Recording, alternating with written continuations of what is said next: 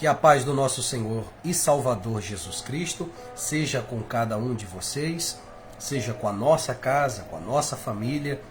Eu vim nessa live para dizer o quanto o nosso Deus é bom, o quanto o Senhor é bom, e o que Ele deseja do seu povo. Por que há tanto sofrimento? Sofrimento gera perguntas. Adoração gera respostas. É preciso você entender isso. Sofrimento gera perguntas. Adoração gera respostas. Quando eu adoro, eu não estou, tão preocupado em perguntar. Quando eu adoro a Deus, a adoração não é para perguntar, a adoração é para expressar o que eu sinto diante do Senhor. Se você pegar toda a história bíblica, de Gênesis a Apocalipse, você verá o relacionamento do Deus Pai, do Deus Filho e do Deus Espírito Santo com os homens. Homens e mulheres que se entregaram aos propósitos do Senhor, deixaram suas vontades de lado para fazerem a vontade do Senhor. E aí você vê coisas extraordinárias acontecendo. Porque quando você se entrega ao Senhor, o extraordinário acontece. No nosso campo de visão, na nossa perspectiva humana, o extraordinário é algo incomum que acontece. Mas na verdade, irmãos, quando estamos no jardim do Senhor, quando lutamos todos os dias para estarmos no Éden, que simboliza essa comunhão com o nosso Deus, então no Éden estamos seguros e ali o extraordinário acontece. Os papéis se invertem. Veja que Adão e Eva, a terra servia a Adão e Eva no jardim. A terra dava o sustento deles, porque ali eles estavam em comunhão com o Senhor, estavam debaixo da proteção do Senhor. Mas quando eles fizeram o que desagradou ao Senhor, e Deus tinha dito para eles, não comam daquela árvore, a árvore do conhecimento, não, olha, vocês têm todos os frutos, não comam daquela árvore, não se preocupem com isso, tá certo? Está aí, eu coloco o Éden à disposição de vocês, a terra era serva deles. Mas quando eles decidiram fazer o que não era aprovado pelo Senhor, foram expulsos do jardim e agora eles tinham que trabalhar para a terra. Por que eu estou dando esse exemplo? Se você observar aí, veja aí o título dessa live agora. Não basta estar na presença, é preciso estar perto. Antes de iniciar aqui, essa mensagem que foi me dada pelo Espírito Santo de Deus, eu louvo a Deus, porque Ele tem sido muito bom, Ele tem sido maravilhoso. A cada revelação na sua palavra eu vejo o quanto Ele me ama e o quanto Ele ama as pessoas, porque Ele sabe que eu vou transmitir. Então, é algo tremendo, uma coisa muito simples, mas o Senhor falou muito ao meu coração. Antes eu quero saudar os nossos irmãos que estão aí conosco aí, nessa live abençoada, Glória a Deus. Olha o Fabiano aí, Fabiano Dantas, Deus abençoe sua vida, meu irmão. Quem mais está aí? Sinara, Deus abençoe Sinara, paz do Senhor Jesus. André Luiz, Deus abençoe profeta, Deus abençoe você e sua casa, glória a Deus. E Deus abençoe aqueles que vão entrar nessa live aí, tá certo? Bom, olha que tremendo, uma coisa muito simples. Se alguém disser assim, o senhor vai montar uma mensagem em cima desse texto? Não, na verdade eu só quero compartilhar um detalhe. Eu sempre falo isso, porque Deus falou ao meu coração que eu não deveria ler a Bíblia, eu preciso meditar nela. Eu não tenho que estar preocupado em ler 10 capítulos da Bíblia por dia. Não vai me aproveitar nada. Não vai me aproveitar nada. Ler não tem nada a ver com meditar. Ler, você pode ler uma revista, você lê um jornal.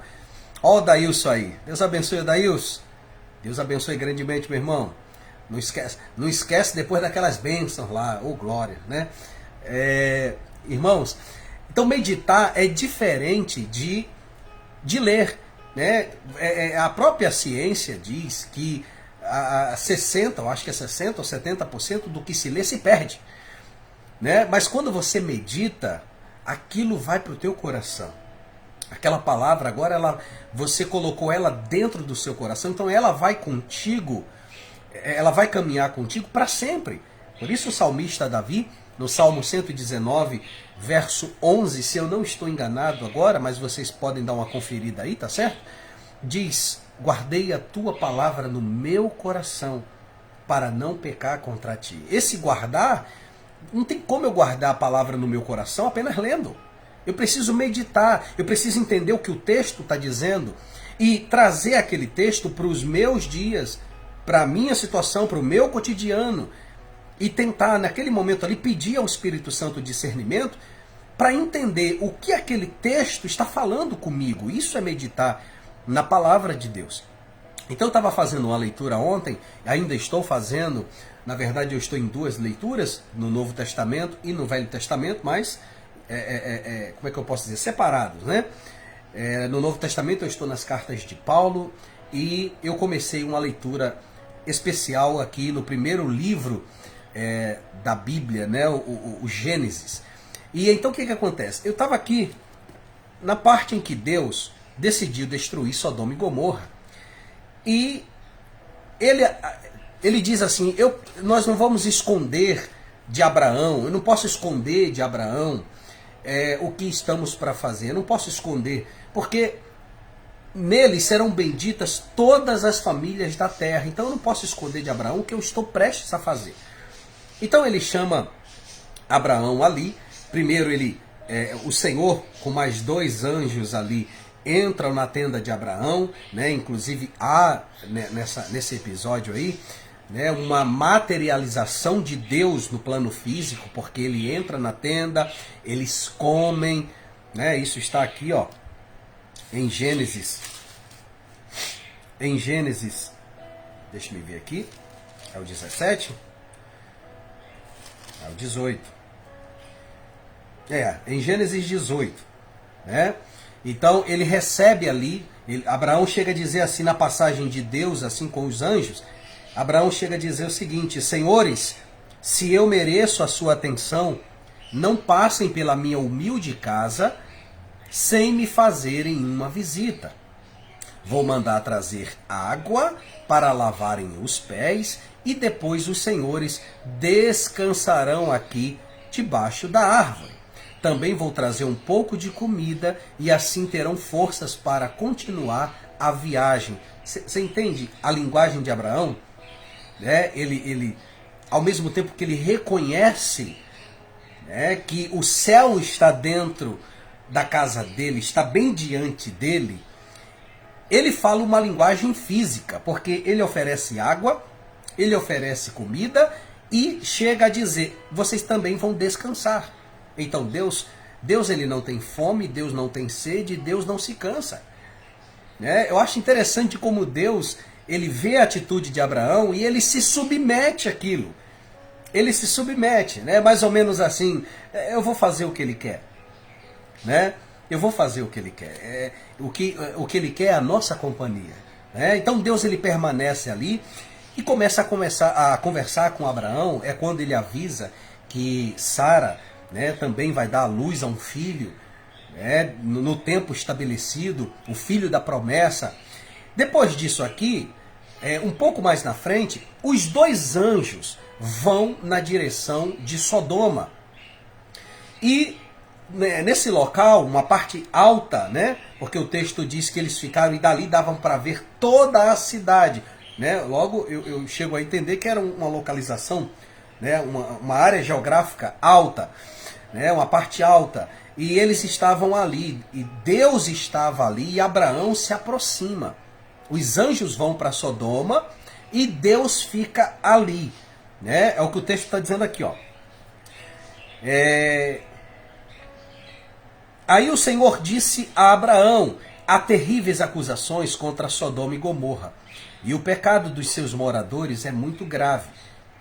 Preciso descer até lá para ver se as acusações que tenho ouvido são verdadeiras ou não.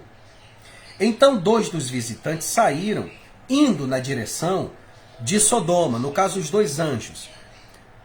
Porém Abraão ficou ali com Deus. Abraão ficou ali com Deus, o Senhor. Verso 23, eu estou lendo Gênesis 18, agora 23. Abraão chegou um pouco mais perto e perguntou. Paz do Senhor, André, Deus abençoe grandemente.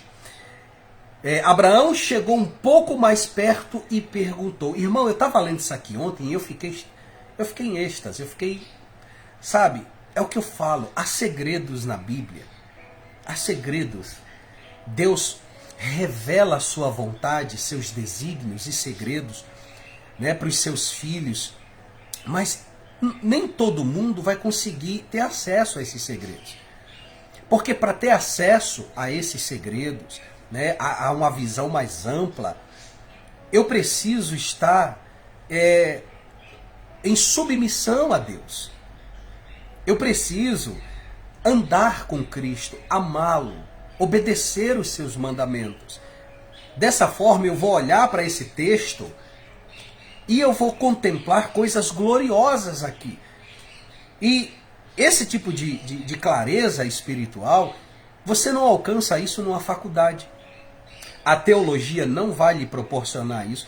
Irmão, você pode ter aí o mestrado, você pode ser doutor na área de teologia, não importa onde você estudou, não importa o quanto de conhecimento você tem, se você fala em hebraico, se você... Isso para Deus, irmão, isso para Deus não quer dizer nada. Não quer dizer nada. Entenda bem, eu não estou desprezando o conhecimento. Eu estou dizendo que o que Deus procura é um coração humilde, é um coração sincero. São pessoas que chegam na presença dele, e quebrantadas e dizem: Senhor, tem misericórdia de mim, porque sou pecador. Eu estou aqui diante da sua palavra e eu gostaria muito de saber o que o Senhor tem para falar comigo. É assim que Deus fala. É assim que Deus revela. É assim que o Espírito Santo abre os seus olhos espirituais e você consegue ver não apenas as letras, mas você consegue ver a essência. Você consegue discernir o que está aqui nas Escrituras Sagradas. Sem uma vida de comunhão com Deus, não importa quantos diplomas, quantas especializações a pessoa tenha na área de teologia, não importa. Ela não vai ver. Porque Jesus, ele chega a fazer uma oração agradecendo aos sábios, a Deus, aos sábios não, agradecendo a Deus pela diferença que Deus faz entre os sábios e as criancinhas, os simples. Jesus disse: Senhor, graças te dou, Pai, graças te dou, porque revelastes estes segredos às criancinhas de peito. Olha só que interessante, mas escondestes estes segredos dos sábios e entendidos. Então Jesus estava dizendo que a simplicidade, ela ativa os olhos espirituais. A humildade ativa, ela abre a visão. E você então entende o que Deus está falando com você. Então é algo tão simples que talvez alguém olhe para um texto desse e diz assim: não dá para montar uma palavra com isso. Eu não sei se dá para montar uma palavra com isso. Mas quando chegou nessa parte aqui de Gênesis 18, 23, diz o seguinte, né? O 22 diz que os anjos foram na direção de Sodoma, certo? Mas Abraão ficou ali com Deus. Olha o que está escrito. Abraão ficou ali com Deus, o Senhor. Aí o 23 diz assim: Abraão chegou um pouco mais perto e perguntou. Irmão, eu fiquei tão extasiado, eu fiquei, sabe, tão feliz só com esse pedacinho das Escrituras, porque Abraão já estava com Deus. Mas para perguntar algo a Deus, ele chegou mais perto. Eu não sei se todo mundo que está nessa live agora e aqueles que vão assistir, né, vão me entender, né, irmão? Mas Abraão já estava com Deus. Deus estava na casa de Abraão, na vida de Abraão. Mas quando ele quis uma resposta do Senhor, ele chegou mais perto, sabe? E isso falou profundamente ao meu coração. se eu quero uma resposta de Deus, né? Se eu preciso de uma direção do Senhor em relação à minha vida, em relação à minha casa, em relação a projetos, eu já estou com Deus, mas não basta estar com Deus. Você pode estar na presença e você pode estar, como que se diz, sabe, você pode estar ali 50% na presença de Deus. Você não está 100% na presença de Deus, mas você está na presença.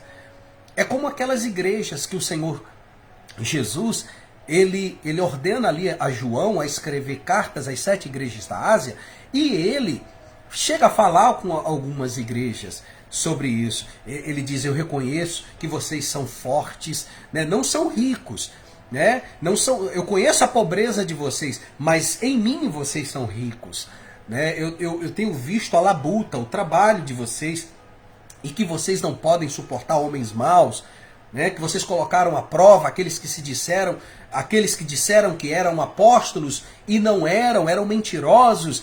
Eu tenho visto. Então, ao mesmo tempo que Jesus elogia algumas igrejas, ele também exorta, né? E algumas delas, ele chega a dizer o seguinte: olha, vocês estão na minha presença, mas eu tenho uma coisa contra vocês. Vocês deixaram o primeiro amor. Sabe? Então eu estava aqui refletindo. Abraão estava ali com Deus. Ele poderia perguntar. Ele tinha consciência que Deus estava ali com ele. Então ele poderia dizer de onde ele estava. Ele poderia fazer a pergunta para Deus. Mas o texto vai dizer: olha, tudo que está na Bíblia não está por acaso. Tá certo? Isso aqui não é uma questão de interpretação. Isso são segredos espirituais. Abraão se aproxima. Já estava na presença, mas ele se aproxima para perguntar. Lembra de Jeremias? O Senhor já estava falando com Jeremias, ele já estava profetizando, mas em Jeremias 18, a palavra de Deus diz o seguinte, que o Senhor, as palavras do Senhor veio a Jeremias, dizendo: Jeremias, desce à casa do oleiro, e ali falarei contigo. Mas Deus já estava falando. No momento em que ele traz essa mensagem para Jeremias, essa direção, dizendo: vá à casa do oleiro, Deus já estava falando com Jeremias. Então, qual era a necessidade de ir à casa do oleiro? Jeremias não desceu à casa do oleiro para ouvir Deus, ele já ouvia Deus. Ele desceu à casa do oleiro porque o Senhor queria mostrar algo para Jeremias e não apenas falar. Entende? Jeremias, se ele apenas ouvisse, ele não iria entender. Então Deus falou: olha, eu vou falar com você ao mesmo tempo que eu mostro. Há linguagens espirituais. Então, para Jeremias ver, ele já estava ouvindo. Mas para ele ver e entender o que ele estava ouvindo, ele teve que se aproximar. Ele teve que ir para onde Deus ordenou. Entende isso? Esses detalhes fazem a diferença na nossa vida. Às vezes, olha, já estamos na presença. Nós oramos, agradecemos a Deus pelo dia, pela comida, por tudo, né? Vamos à casa do Senhor, fazemos tudo isso. Mas haverá situações que Deus ele vai querer que você esteja mais perto do que você já está. Porque o que ele quer? Você já ouve o Senhor? Amém. Glória a Deus. Mas agora ele quer mostrar. E quando Deus quer ativar a visão, quando o Senhor quer ativar a visão, é preciso trazer você para mais perto. Então ele convida você. Paz do Senhor, pastor Gênesis, grande homem de Deus. Entende? Então há situações e situações. Você já está na presença, você é uma mulher de Deus, você é um homem de Deus, um servo, uma serva do Senhor. Mas tem coisas que você só vai compreender, até mesmo respostas para a tua vida, para o teu chamado, para o teu ministério.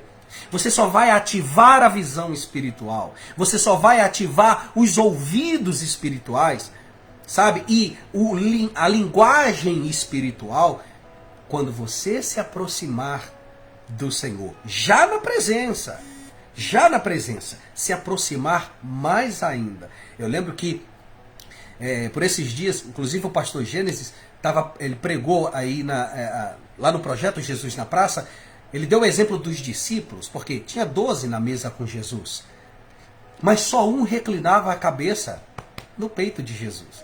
João, né? Ou seja, de 12 sentados à mesa ali, haviam 12, mas só um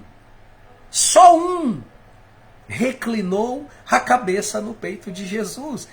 Então João, apesar de estar na presença, como todos os demais, João ainda estava mais próximo de Cristo. E eu não estou falando de proximidade física. Não é isso. João, ele estava mais próximo de Cristo na intimidade, porque ele inclinava a cabeça sobre o peito do Mestre. Entende? É isso que Deus quer. Aliás, você pega os evangelhos sinóticos da Bíblia, você vai ver uma grande diferença. Você vai ver que João ele não dá ênfase, muita ênfase a milagres. Você vai ver poucos milagres no evangelho de João. Poucos milagres. Mas você vai ver João dando ênfase ali. Ele faz questão de trazer à memória as mensagens de Cristo sobre assuntos importantíssimos, como, por exemplo, o amor. Um dos textos mais conhecidos ali em João 3, quando ele diz assim, João 3,16, né, que Deus amou tanto o mundo, de tal maneira que ele deu o seu Filho unigênito, para que todo aquele que cresce nele não viesse a perecer, mas alcançasse a vida eterna. Olha que interessante, ele vai demonstrar o amor de Jesus para com uma mulher que já tinha sido ali, já estava sendo rejeitada, vista com maus olhos pela sociedade, naquele poço. Entende? Então, veja que o evangelho de João, ele é um evangelho mais íntimo. Eu não estou dizendo que Mateus, que Marcos, que Lucas não foram inspirados pelo Espírito Santo. Foram sim. Mas a linguagem de João, ao meu ver, sabe, irmãos, eu respeito aqueles que olham dessa forma, de uma forma diferente, né, para o que eu estou falando, mas eu vejo uma linguagem mais íntima, sabe, de João naquele evangelho. Então, olha que interessante.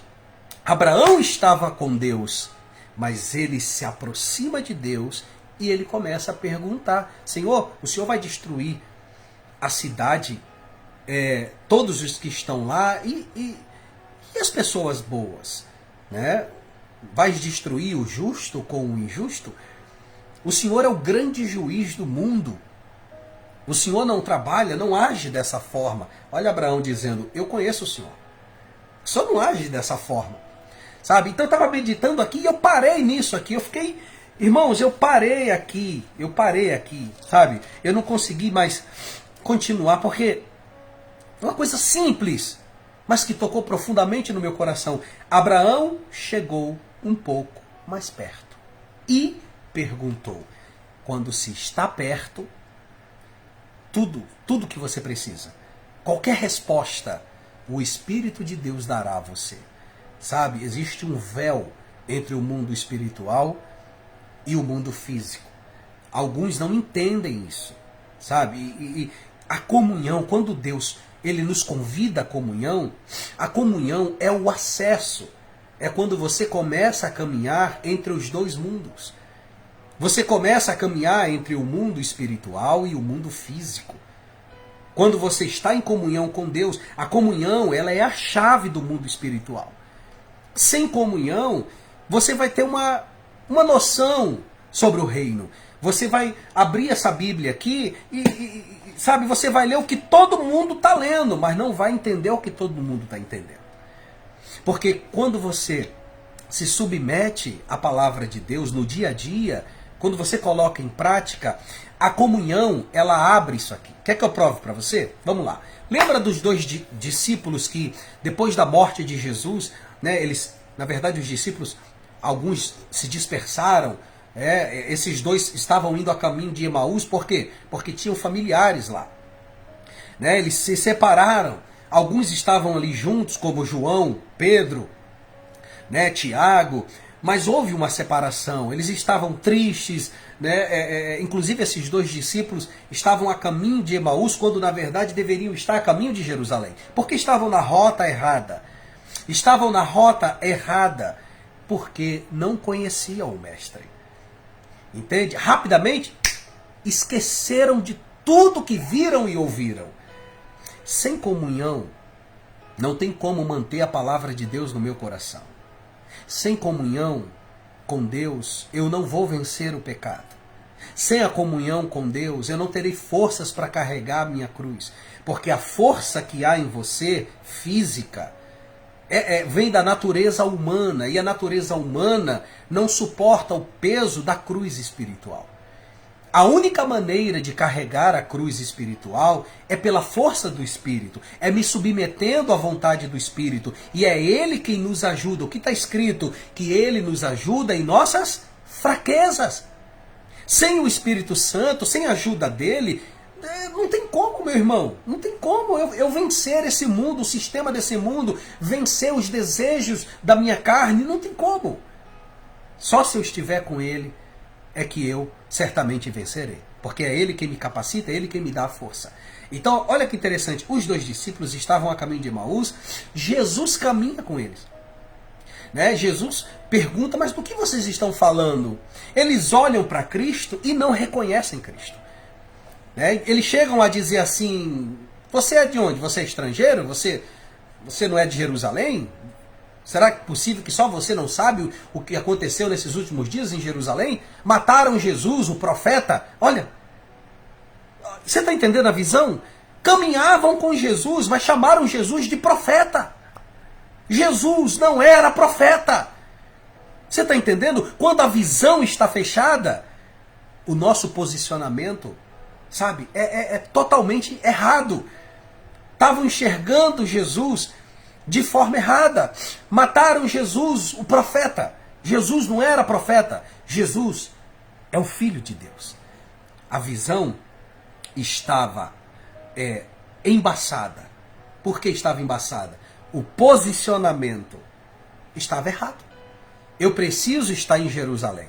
Eu preciso estar no lugar onde Deus quer que eu esteja. Quando eu estou na posição que Deus quer de mim, então os meus sentidos espirituais ficam aguçados. Eu consigo ter visão espiritual, eu consigo ouvir com sensibilidade a voz do Espírito, eu falo, sabe? As minhas palavras são guiadas pelo Espírito de sabedoria, pelo Espírito do Senhor. Mas fora do posicionamento de Deus, eu falo besteira, eu falo fora de hora, eu dou opiniões que não deveria dar. Sabe como é que é? A minha visão começa a ficar embaçada, eu não enxergo direito, eu não ouço direito.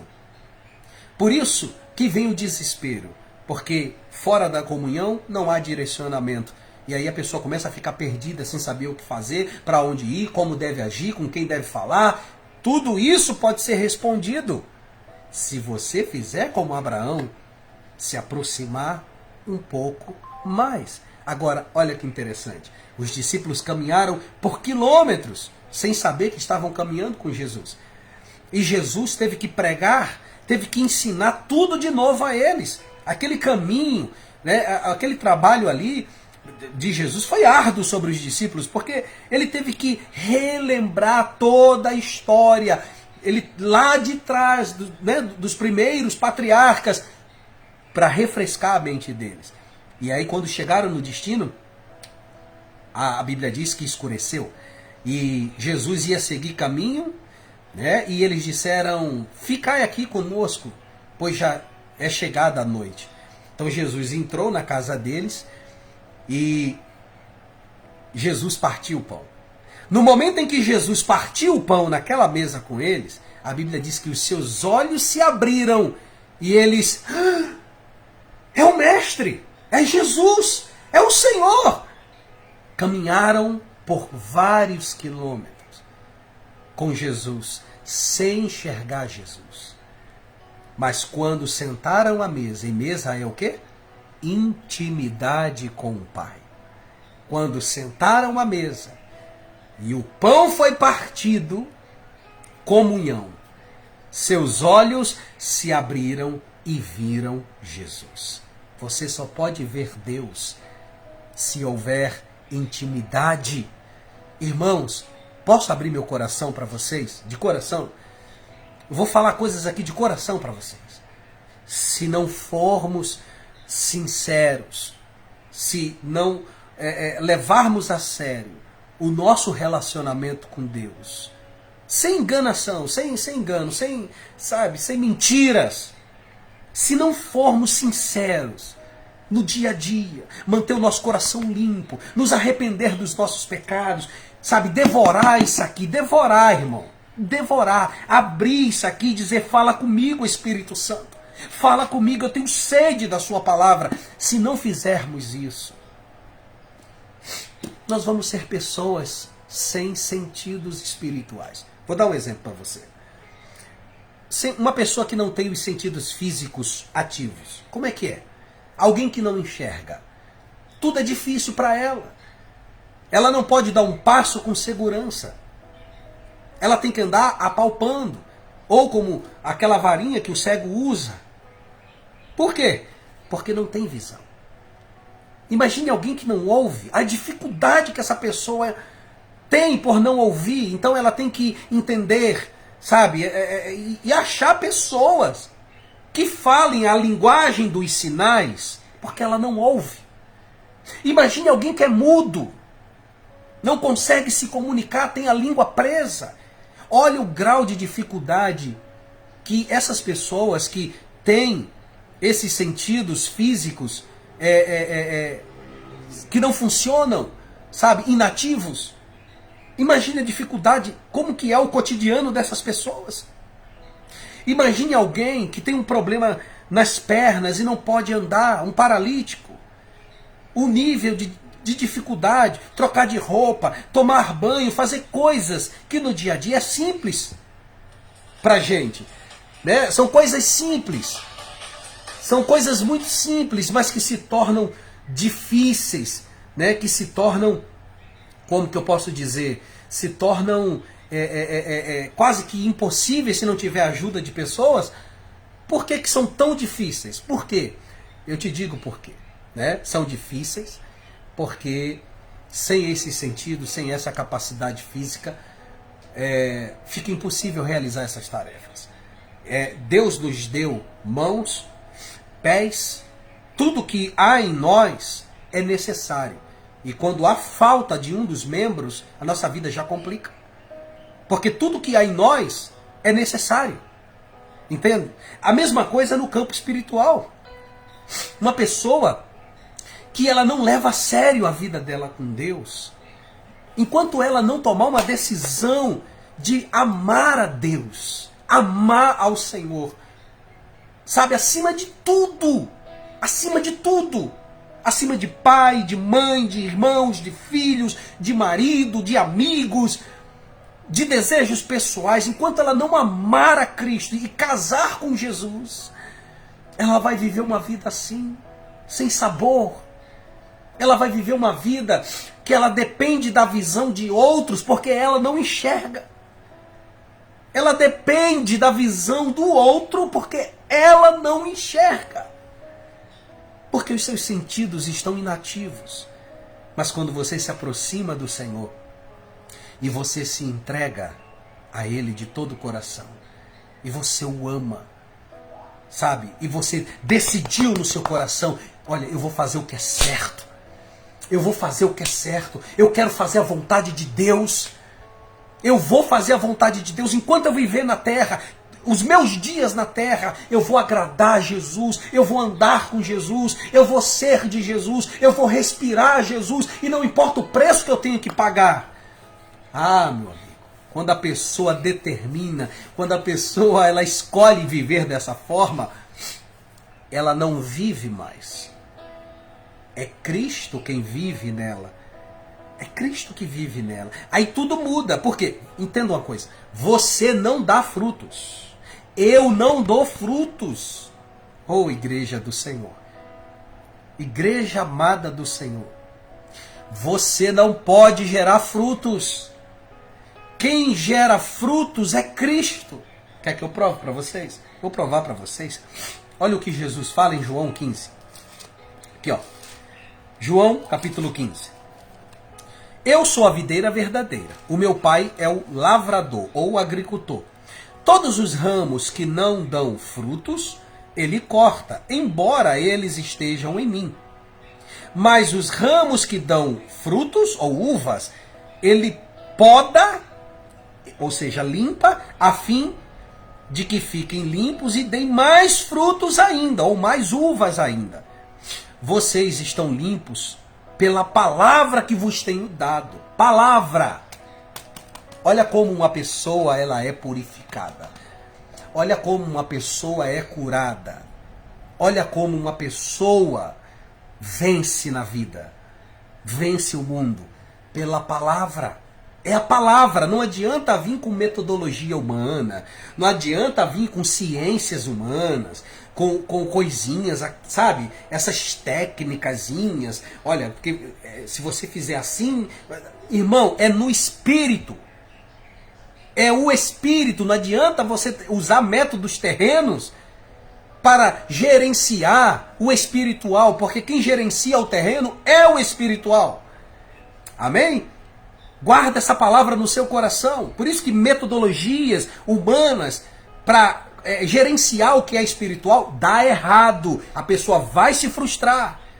Sabe, esse negocinho. Eu vi outro dia alguém dizendo assim: aprenda técnicas para levar um bom sermão.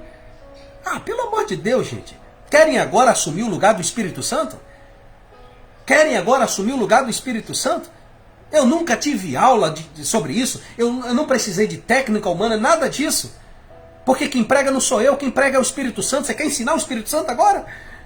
Sabe? Estão substituindo a palavra de Deus por metodologia humana. Isso é morte espiritual. Morte espiritual. Não entra, isso nunca vai entrar na minha cabeça.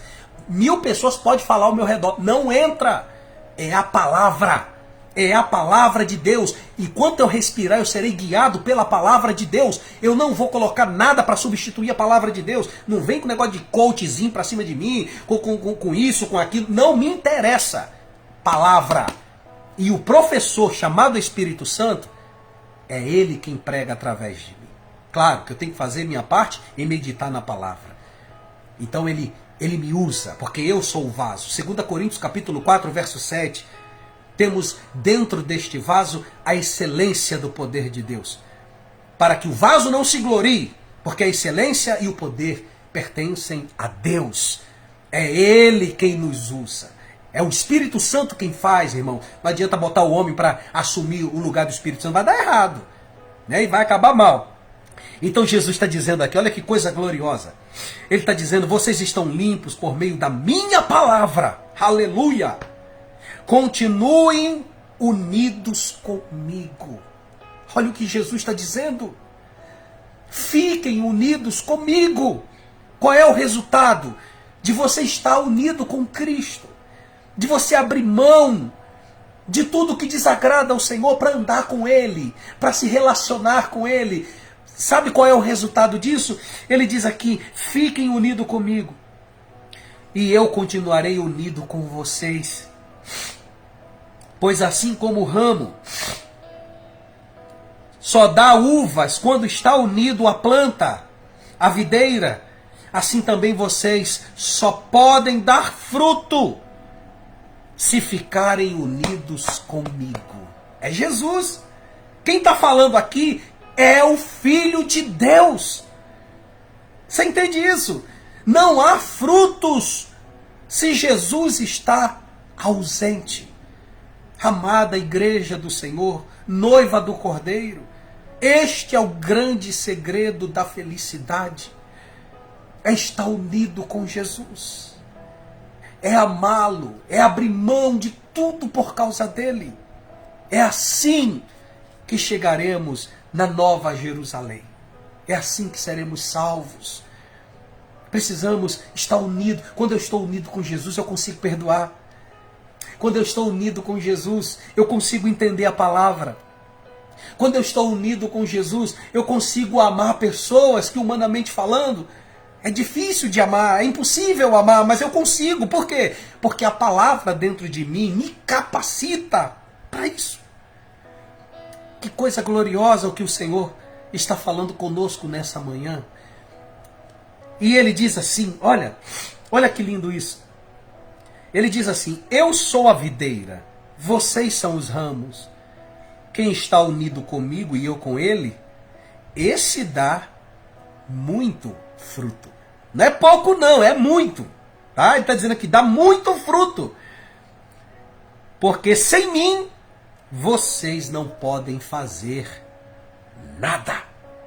Palavras de Jesus. João, capítulo 15, verso 5. Então, quando eu estou com Jesus, tudo em minha volta floresce. Por quê? Porque não sou eu que dou fruto. O fruto está sendo gerado por quem está dentro de mim. Sabe? É igual essa questão de enriquecer. Né? Pessoas que querem enriquecer por meio do trabalho. Elas não vão.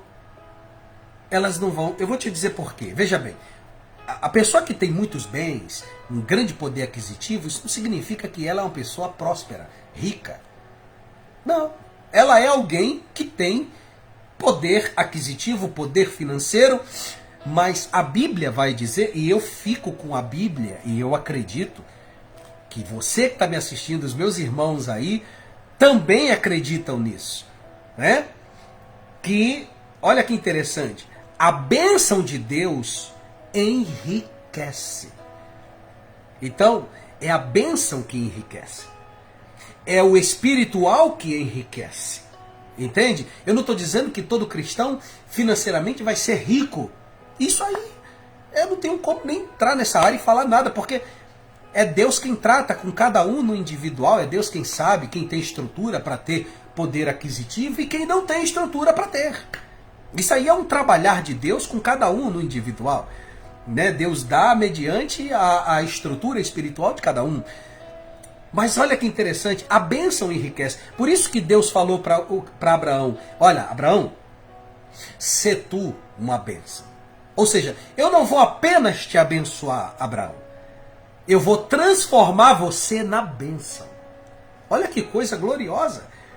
Então esse é o segredo. A bênção do Senhor é que enriquece em todos os sentidos. E a bênção, quando que eu me transformo na bênção?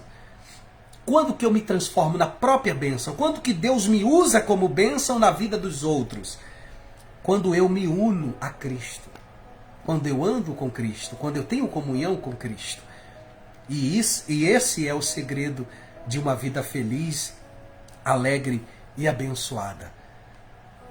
Irmãos, eu fico vendo, sabe, algumas coisas que estão acontecendo. Às vezes pessoas desesperadas por tantas coisas e elas ainda não entenderam que é pelo Espírito. Ó, você que está me assistindo aí, grava isso. Grava isso que nesse momento o Espírito Santo está concedendo. É pelo Espírito. É Ele quem vai fazer. Não por força, nem por violência. Zacarias 4:6. Não por força, nem por violência, mas pelo meu Espírito, diz o Senhor. Então vamos lá, vamos pensar. Não por força. Linguagem física. Olha o que Deus está dizendo. Não é pelo físico que as coisas vão acontecer. É no espiritual. Através de quem? Do meu Espírito. Essa foi uma palavra liberada para Zorobabel, governador. Sabe? Haviam muitos desafios pela frente. E eles estavam olhando a situação muitas das vezes de forma física. Então a palavra do Senhor veio até Zorobabel e disse: não por força. Não através de um exército armado. Zorobabel, é pelo meu Espírito.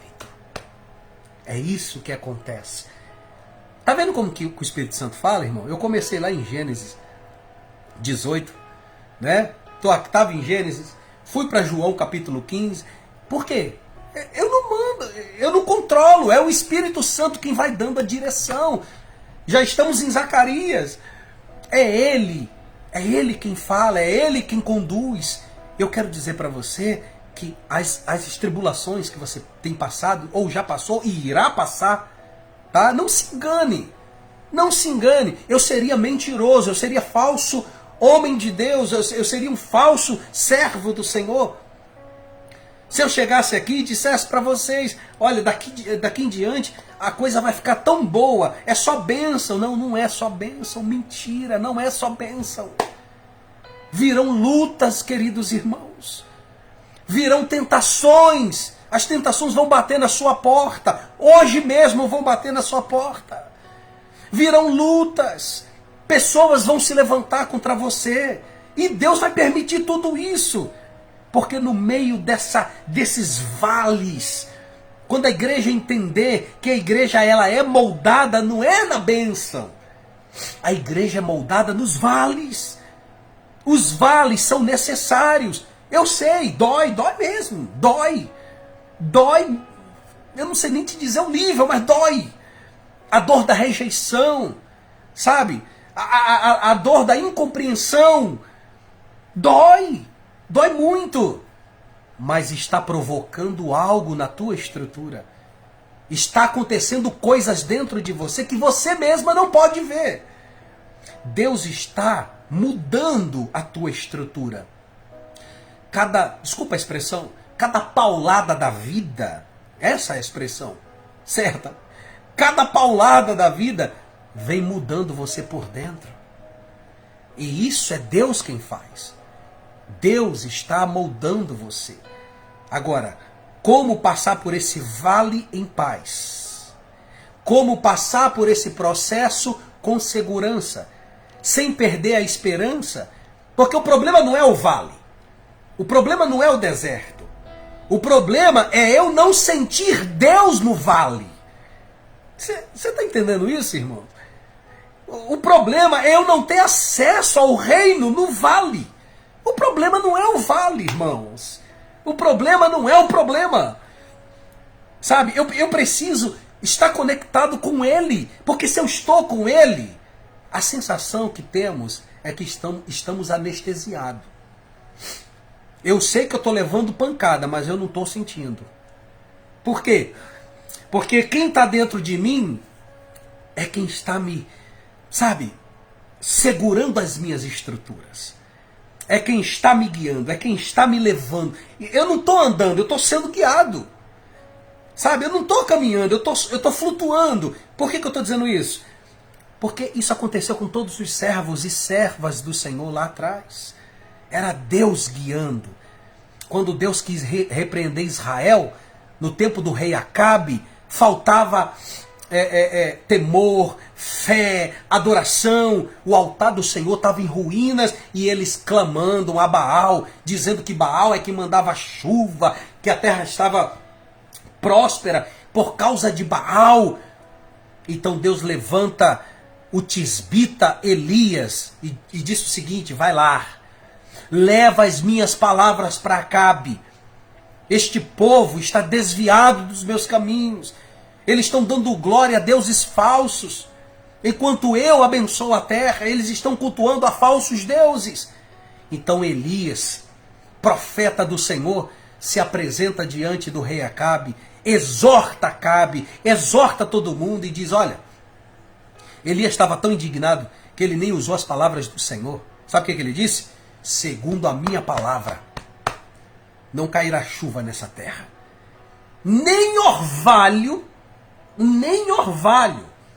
porque o orvalho, bem cedo, ele se levanta sobre a terra. Todos os dias.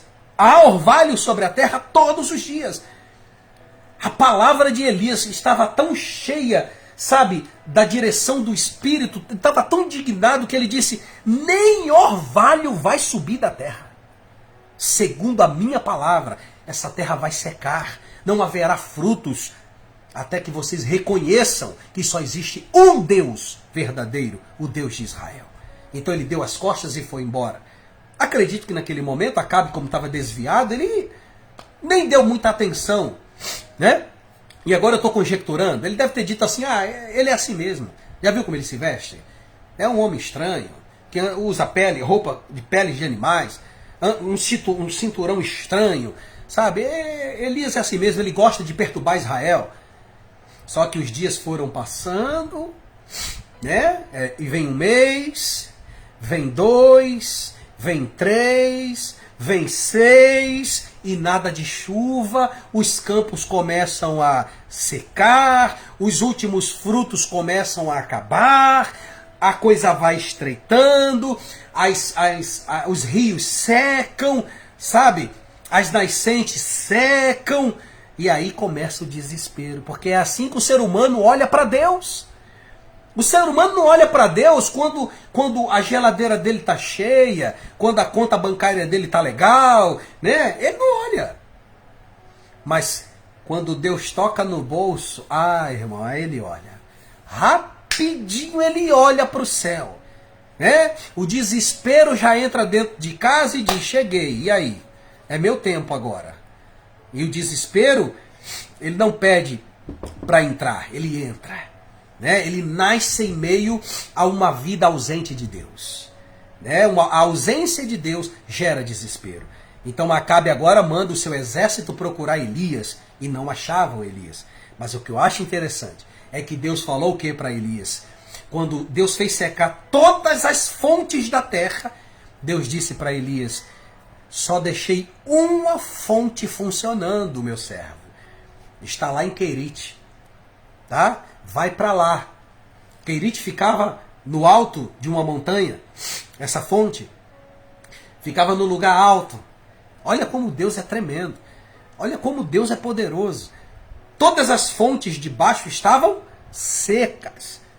Mas no lugar alto havia água. Como Deus é tremendo, irmãos. E não é isso que ele prometeu? Não é a primeira vez que Deus faz isso, não.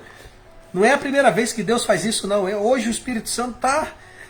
né? Rapaz, deixa eu dar outra referência aqui, que o Senhor Espírito Santo deu agora. Olha que tremendo. Por isso que Elias tinha água no alto. Porque quem deseja ter água precisa estar no alto. Amém? Você precisa estar no alto espiritualmente. Você precisa estar perto do Senhor. Quando você está perto de Deus, a água brota em meio a cenários impossíveis. Deus faz água sair da rocha. Né? Deus faz o impossível se tornar possível. Porque a comunhão gera o sobrenatural. Eu vou morrer acreditando nisso. Porque eu vivo isso, eu tenho experimentado isso, irmãos. A comunhão gera o sobrenatural de Deus. E olha, Elias estava posicionado. Olha a promessa de Deus aqui em Isaías 41, 17. Ele diz o seguinte: quando o meu povo pobre e necessitado procurar água e não encontrar, quando a boca deles estiver seca de sede, eu, o Senhor, os atenderei. O meu povo. Né? Ele não está falando sobre outros povos. Ele está falando o meu povo. Está faltando para o meu povo? Eu vou atender. Aleluia! Eu vou atender porque é meu povo. O meu povo pode ter momentaneamente a boca seca porque falta água, mas não por muito tempo. Porque tem uma coisa aqui interessante. Olha, quando o meu povo pobre e necessitado procurar água e não encontrar, quando a boca deles estiver seca de sede, eu, o Senhor, os atenderei. Por que Deus não atende antes da boca ficar seca? Por que Deus não atende você? Por que Deus não age antes da coisa acontecer? Como Ele vai mostrar o poder dele? Como que você vai saber identificar que é Deus se você não passar pela prova? Para que existe chave, irmão? Só existe chave porque existe fechadura. Você está entendendo? O Senhor é tremendo, Ele é perfeito. Por isso que Ele permite provas. Porque é nas provas que Ele se mostra dizendo, eu sou o seu Deus. É aí que você vê a diferença. Você vê o agir de Deus. É no meio do caos, é no meio de lutas, é no meio de situações que te constrange ali, muitas das vezes de humilhação. A mão do Senhor vem e cuida de você. E faz a diferença bem diante dos ímpios. Deus mostra que você é amado. Agora veja, farei com que brotem fontes nos vales. Rapaz, que coisa tremenda.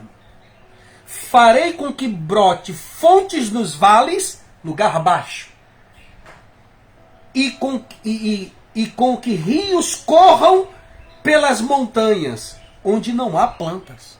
Olha o que Deus está dizendo. Eu vou fazer brotar água no vale e na montanha. Porque eu sou Deus. Eu mostro o meu poder onde eu quero. Onde tem um povo ali que clama pelo meu nome, que me serve, eu estarei ali. No vale eu estou com eles. Nas montanhas eu estou com eles. Eu cuido do que é meu. É Deus falando. Então, naquele momento, Elias vai para Querite e bebe água fresquinha. Sabe? Aí, calma que tem mais. O Senhor disse assim: e fica tranquilo, porque eu já ordenei corvos para que te sustentem. Rapaz, corvos, aves de rapina, essas aves são incontroláveis. Elas devoram tudo que está pela frente. Tudo que está pela frente, essas aves devoram. Agora imagine um corvo, meu Deus do céu. Imagine um corvo se controlando, dizendo: eu não posso devorar isso aqui, porque quem me criou deu ordem para levar para Elias, para o servo dele. Isso aqui não podemos comer. Então os corvos entenderam que tinham que servir ao homem, levando carne e pão de manhã e de tarde. Está lá o profeta, carnezinha chegando na mão, né? Um pãozinho fresquinho chegando na mão. Não me pergunte de onde veio a fonte. A fonte é Deus, mas eu não sei aonde esse pão foi fabricado. Se veio direto do céu, se pegaram em algum lugar, não sei. Eu só sei que Deus deu aos corvos e os corvos deu a Elias. Quem autoriza é Deus. Entende? Se Deus autorizar, até quem não gosta de você vai fazer. Vai ter que fazer, irmão. Mas eu não gosto, mas eu tenho que fazer. Vai fazer. Vai fazer sim, querendo ou não, vai fazer. Porque quem detém todo o poder e autoridade é o Senhor. Ele ordenou que corvos sustentasse o seu servo. Tá? Mas depois a Bíblia diz que a fonte de Querite secou. Calma, fonte de Deus não seca. Essa fonte secou, olha como o Espírito Santo é tremendo. Secou porque Deus queria reposicionar Elias. Se a água continuasse jorrando ali, Elias ia continuar ali. Porque o profeta segue o fluxo da água. Você entende isso? Você, irmão, você vai seguir o fluxo da água. Deus fechou a fonte para dar uma outra direção para ele. Agora vai a Sarepta. Vai a Sarepta, porque eu ordenei que uma viúva pobre te sustente. Meu Deus do céu. Deus mandou uma viúva pobre sustentar o profeta. Por que não uma viúva rica? Por que não uma viúva rica? Por que uma viúva pobre? Porque Deus também queria mudar a vida dela. Você entende isso? Deus usou o corvo para Elias e Deus usou Elias para a viúva. Como Deus é maravilhoso, irmãos. Aleluia. Irmão, estou todo arrepiado aqui. Glória ao nome do Senhor Jesus. Deus usa situações, pessoas, coisas. E tudo que você tem que fazer é estar em comunhão com Ele. Eu vou dar um último conselho para fechar. Se eu falar mais, estraga. É até aqui que eu tenho que ir. Mas eu tenho que dar um conselho para você. Não abra mão da sua comunhão com Deus. Não abra mão. Não abra mão. Se Deus falou para você ficar no lugar que você está, fique. Mas agora abriu uma porta ali. Pode parecer boa, tá? Mas Deus não é Deus de confusão. Deus não é Deus de confusão. Vou dar um exemplo para você. Irmãos, poucas pessoas... Eu poderia não falar isso, mas eu tenho que dizer. Nós estamos construindo uma igreja, tá aí o pessoal aí do Passo da Pátria, que conhece, né, a situação da nossa igreja, a igreja de Atos. Tá aí o Odailson, né, o Fabiano, né, a Sinara. Eles sabem da situação aí, da construção aqui, o pastor Gênesis, da igreja aqui de Atos. Irmãos, o que eu já recebi de propostas para ir embora de Natal, tá aí minha esposa de prova, sabe? Eu recebi Não faz muito tempo uma proposta de alguém, de um líder, dizendo assim, olha, se você somar conosco aqui, Bispo Elias, se o senhor vir para cá, eu vou te dar um bom salário, né? O senhor vai ter um carro, eu vou pagar o seu apartamento, eu só quero que o senhor seja o líder dessa igreja aí. Você sabe o que é você ouvir isso? Você passando por um vale que até para comprar 1 ou 2 sacos de cimento é uma luta. Você sabe, irmãos, imagine você ouvindo propostas como essa. Teve um outro que falou assim, tem programa de televisão aí, porque eu quero que você vai arrendar esse programa, eu vou custear aí as comunicações aí, você só tem que assumir a igreja aí, e Deus vai, né, bradar e tal. Eu falei assim, olha, eu respeito muito o senhor. O senhor sabe o carinho que eu tenho pelo senhor. Conheço o senhor há muitos anos. Mas onde eu estou hoje, eu posso não ter recursos financeiros, mas eu tenho a promessa. Eu estou na posição que o Deus Todo-Poderoso quer que eu esteja. Então, recursos financeiros não é nada para ele. Se eu sair da posição por causa do financeiro, então eu não amo a obra dele. Eu não amo o Senhor. Porque se eu sou guiado pelo dinheiro, então pode ter certeza que o meu fim será muito triste. Entende? Provavelmente, eu não tenho dúvidas, que a pior coisa que tem, Jesus disse que você não pode servir a Deus e o dinheiro. Você não pode. Ou você serve a Deus ou você serve o dinheiro. Eu não faço a obra de Deus por dinheiro, irmão. Quem me conhece sabe disso. Se eu fizesse por dinheiro, eu não estaria aqui onde eu estou. Eu já estaria aí em grandes ministérios aí e pronto. E glória a Deus, estaria, sabe, vivendo aparentemente como se fosse um pregador da palavra, mas guiado pelo dinheiro. Eu não tenho salário, irmão. Não ganho nada de ninguém. Quem me sustenta são corvos que chegam e dizem, o Senhor mandou. Todo mês. É o Senhor quem sustenta. É o meu Deus que me sustenta. E Ele vai continuar me sustentando. Sabe por quê?